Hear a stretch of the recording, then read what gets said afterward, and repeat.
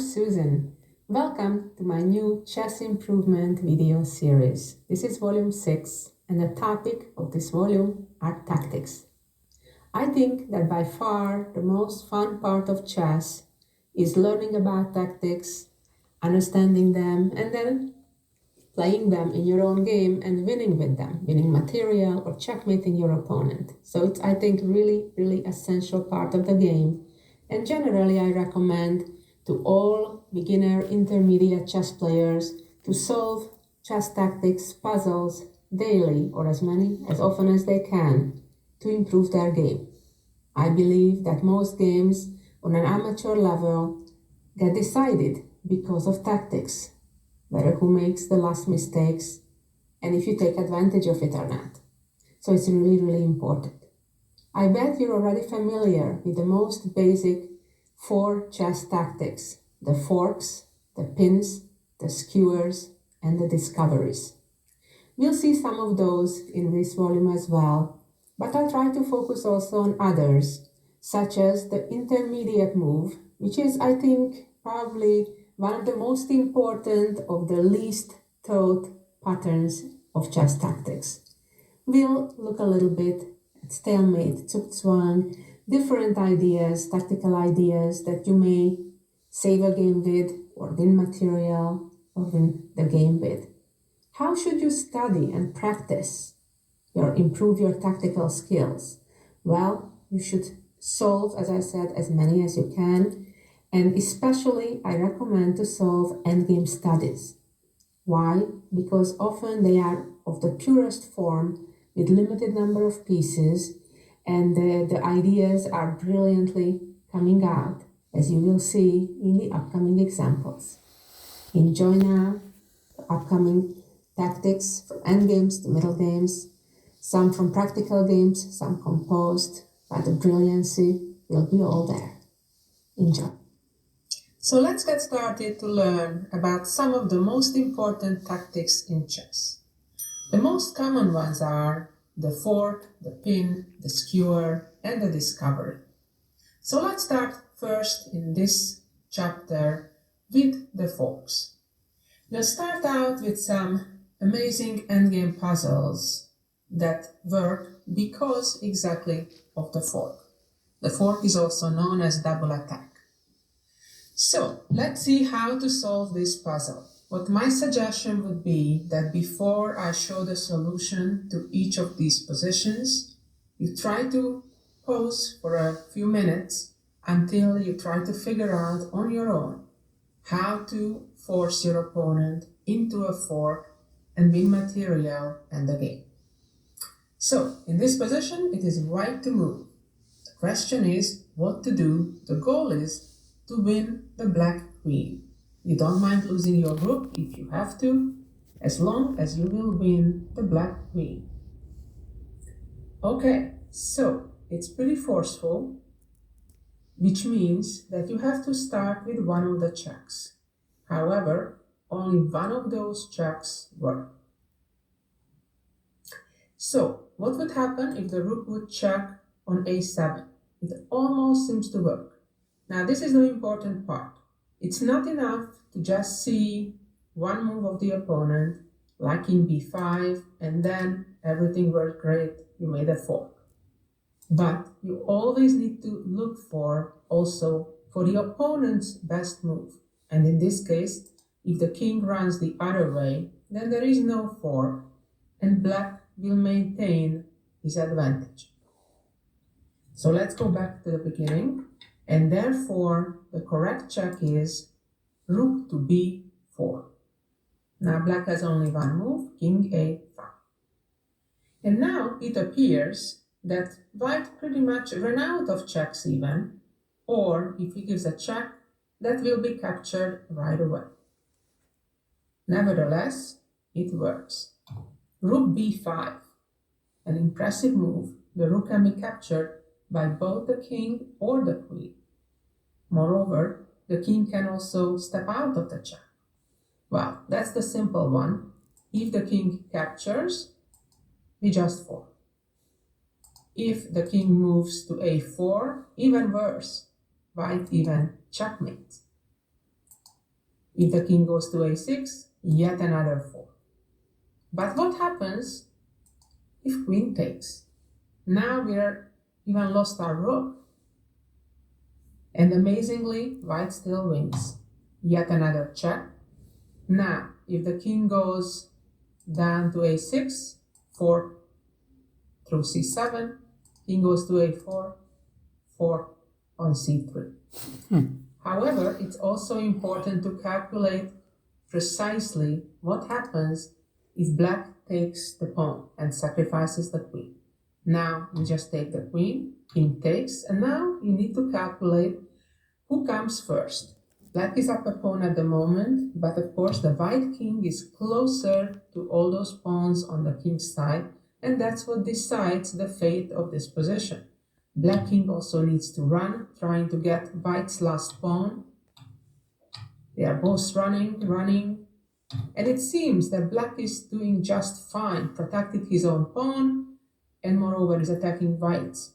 But the problem is, after king h6, black is in Zugzwang, which means he needs to move. If vicious, he doesn't need to move. He could say, I pass, I don't want to move, but you cannot do such a thing in chess. The problem is, once the king moves, the pawn on g6 will be lost, and so will the game. Let's go on and see a next example. Similar situation, as you can see, white has a rook and a knight for the queen. Normally, such a material balance would be more or less equal. White also has an extra couple pawns. However, just as in the previous example, white can force the black king and queen into a fork. This is perhaps even trickier than our last example. So again, as I mentioned, please pause for a moment, and when you think you've got it, then go ahead and see what I have to say. Okay, so it seems like the black queen is quite far away from the king, and by no means are they in a forking position, right? If the black queen would be on a5, then it would be a forking situation, not now. So we need to force them so the knight can fork later. Checking with the pawn with d4 wouldn't work because the black king would run away to f4, and then it's too late trying to force them into a fork. The correct move is, on the other hand, sacrificing a pawn with f4. Well, this could be captured by either the king or queen, or the king can move to various places. Let's start with the obvious. Why not going back there? Then it's checkmate. Let's see next what happens if the king moves to e4. Again, no immediate fork. However, white can make actually a quiet move, knight e6, threatening the checkmate with the pawn with d3. And the only way trying to stop that would be capturing the rook, but then, here we go, fork. After f4, black can take the pawn though. Let's first see what happens if the king takes.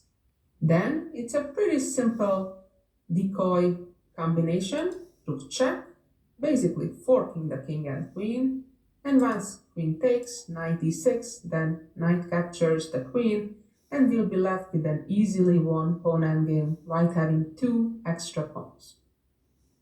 And now comes the most challenging part. What happens if the black queen captures on f4? This is really, really impressive. The next move is rook d4. Look at that. Putting the rook in double attack.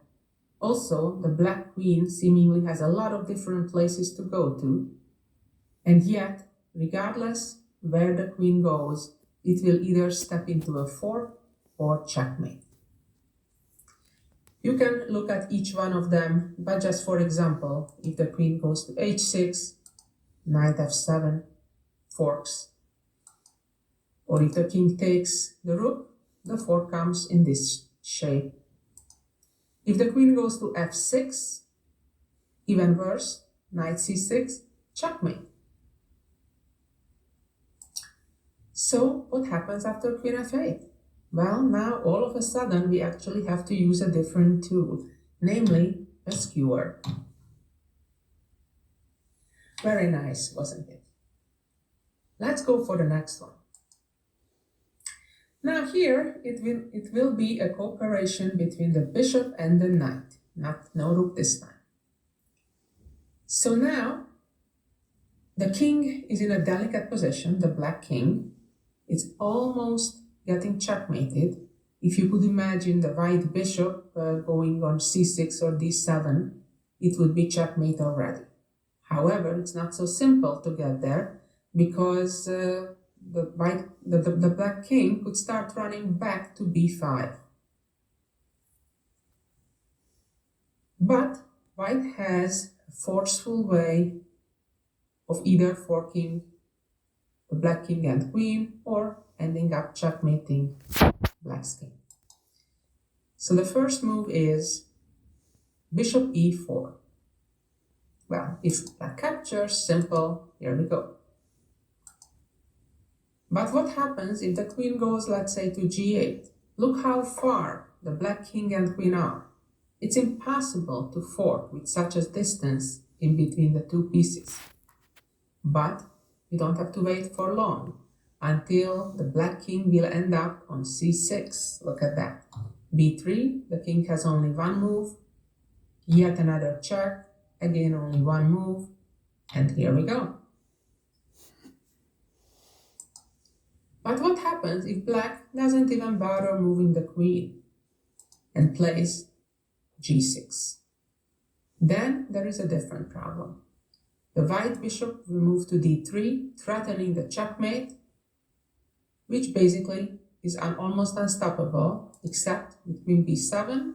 When the bishop goes to c4, now the black king cannot run away, and black cannot stop the upcoming b3, which even if it will not be a checkmate, but black will be forced to give up the queen.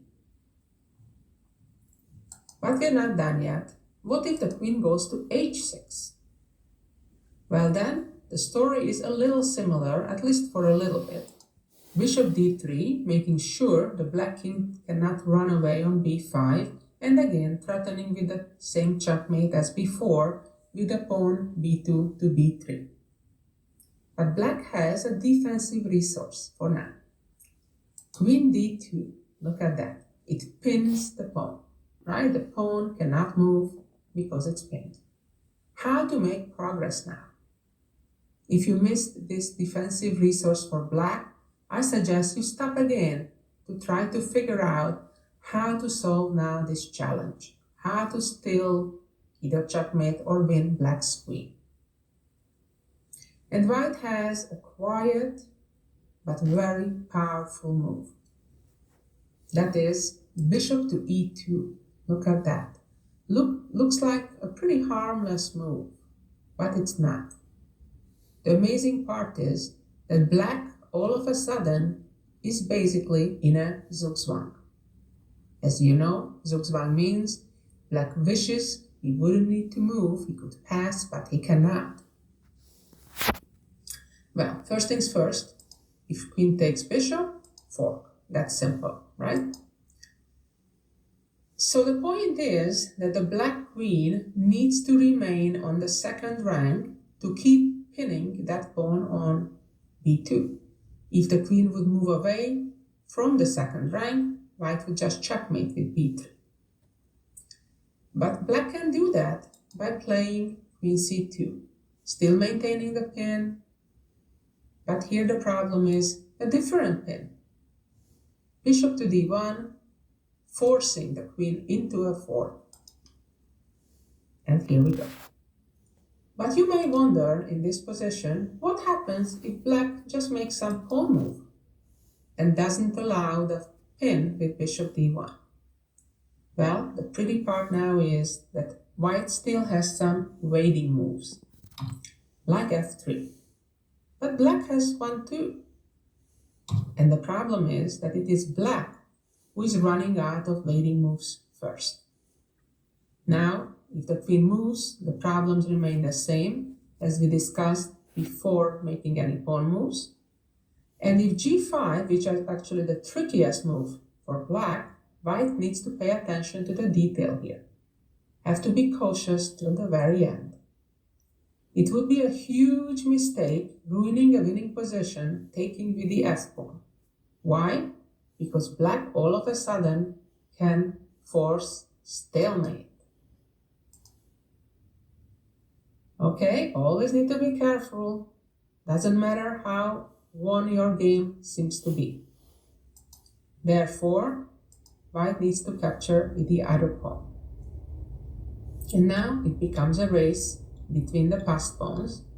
Fortunately for white, arrives first, black arrives second. Even though black has two queens, it doesn't matter because white checkmates right away.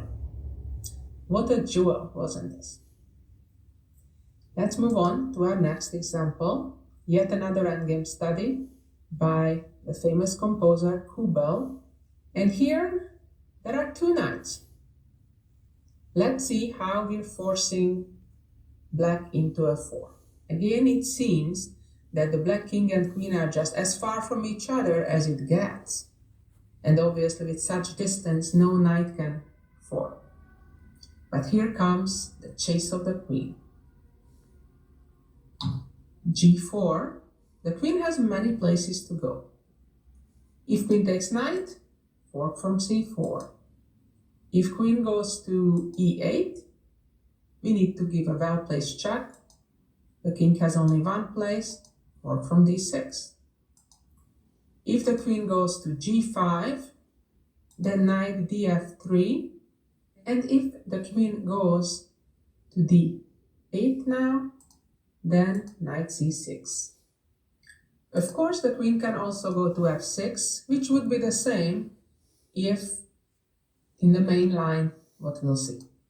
So after g4, queen h4, knight df3, and now queen f6 is the main move.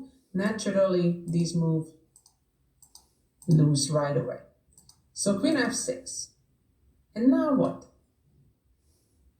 If we keep attacking the queen, for example with knight d7, queen b2 check, and white will just lose the game, period. And very impressive, quiet move is to follow now. And that is knight d4. It's pretty impressive that there are so few pieces on the board, and yet the two knights are stronger than the queen.